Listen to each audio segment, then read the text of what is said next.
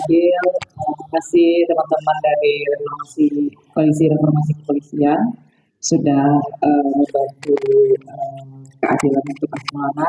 Selamat siang, kawan-kawan semua. Saya Indira dari LBH Padang. Saya akan menceritakan ke teman-teman apa fakta-fakta yang kami dapatkan ketika kami menangani kasus Afif Maulana dan kawan-kawannya. Saya mulai dari sebuah pertanyaan, kenapa LBH Padang itu sangat yakin ada penyiksaan terhadap Afif Maulana dan kawan-kawannya. Pertama, kami melihat bahwa yang meyakinkan salah satunya terjadi penyiksaan itu memang dari foto dari keluarga tentang kondisi jasad korban. Jadi mungkin di teman-teman juga sudah beredar foto rata-rata traumanya itu ada di sebelah kiri ya. Jadi mulai dari pinggangnya, belakangnya, dan juga kemudian bagian depannya gitu. Dan ini kemudian teridentifikasi dari foto yang kami temukan dan itu juga ditemukan oleh keluarga. Setelah kami temukan trauma-trauma kekerasan itu, apalagi yang membuat kami yakin bahwa Afif Maulana dan kawan-kawan disiksa? Yang kedua adalah posisi mayatnya. Jadi kalau teman-teman tahu, mayat Afif Maulana itu ditemukan di bawah jembatan Kuranji. Di bawah jembatan Kuranji ada 2 jembatan di situ. Kalau kita dari Polsek Kuranji maka di bawah jembatan sisi kiri. Nah, di bawah jembatan Kuranji itu mayat Afif itu telentang teman-teman dengan posisi seperti ini. Dan saat itu air hanya sekitar 50 cm di bawah betis orang dewasa. Itu fakta-fakta yang kami temukan dan ketika kami melihat ketinggian jembatan ke bawah, kami memperkirakan bahwa kalau dia lompat atau dia jatuh dari atas jembatan maka kondisinya akan lebih remuk. Nah, itu perkiraan yang kami kami klarifikasi dari keluarga. Yang ketiga, kenapa kami sangat yakin?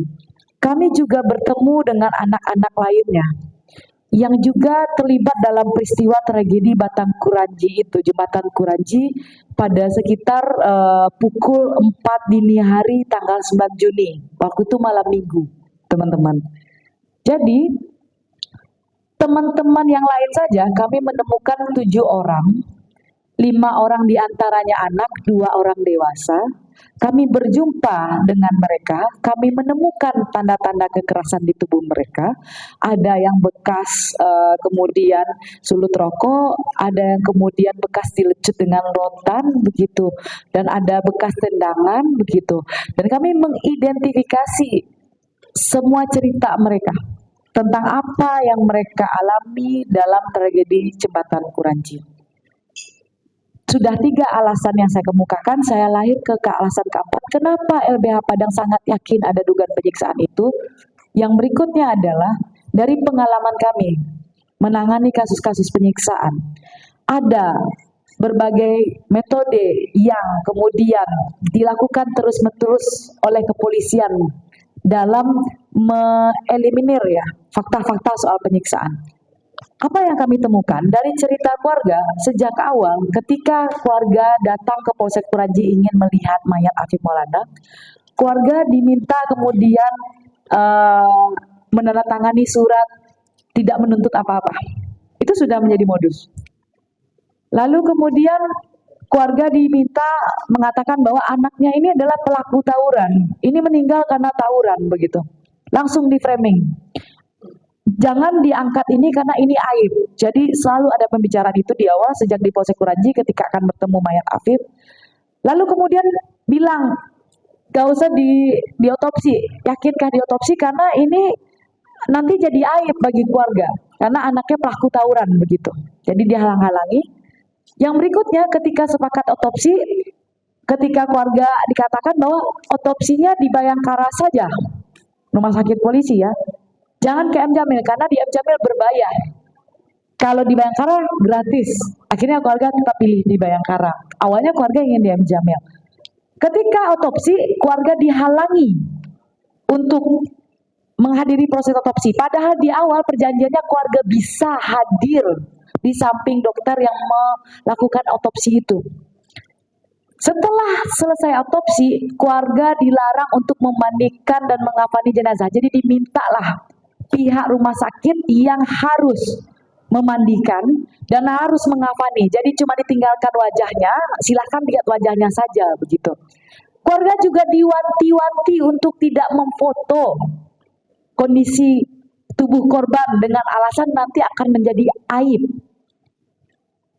Serangkaian kejanggalan inilah dari 4 tadi tahapan yang saya katakan itu yang membuat kami sangat yakin dan percaya bahwa Afif Maulana itu tidak melompat, tidak terpeleset dari jembatan, dia disiksa dan mayatnya diturunkan di bawah jembatan. Kami memperkirakan bukan hanya 1 orang ya, tetapi setidaknya ada 2 atau lebih dari 1 orang yang melakukan itu terhadap jasad Afif Maulana. Dan ini selalu diyakini oleh keluarga. Dan apa yang membuat kami semakin yakin ada sesuatu yang salah? Ketika seminggu yang lalu, bukan minggu kemarin, seminggu yang lalu Kapolda Sumbar langsung melakukan konvers. Kasus ini dilaporkan ke Polresta Padang, bukan ke Polda Sumbar. Yang dilaporkan itu adalah Dit Samapta Polda Sumbar. Lalu langsung diambil alih oleh Kapolda. Di dalam konversnya itu statement akhirnya mengatakan kami dihakimi. Kami kemudian dikatakan bersalah, nama baik kami dicemarkan. Ada serangkaian upaya untuk menjelekkan nama kepolisian. Dan ini sudah terjadi trial by the press. Dan kemudian Kapolda dengan tegas mengatakan bahwa sudah proses pengamanan patroli saat itu terhadap pencegahan tawuran itu sudah sesuai SOP dan dia dan polisi akan memburu pelaku yang memviralkan kasus ini. Disitulah kami semakin tersentak sebagai penasihat hukum, pasti ada kesalahan besar yang ditutupi dari kasus ini.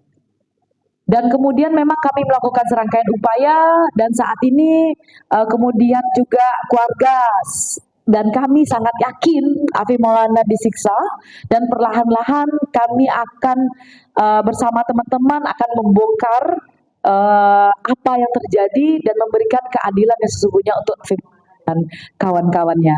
Saat ini juga LBH Padang sudah melaporkan dugaan penyiksaan anak lainnya ke Propam Polda Sumbar. Hari Rabu kemarin kami melakukan pelaporan, lalu Sabtu sebelum saya ke Jakarta saya dimintai keterangan dan kami sudah memberikan keterangan dan segera mungkin kami juga akan melaporkan dugaan tindak pidana kekerasan terhadap anaknya di reskrim, bukan hanya di etik begitu. Saya pikir begitu saja dari saya kembalikan ke Fadil. Ya, baik.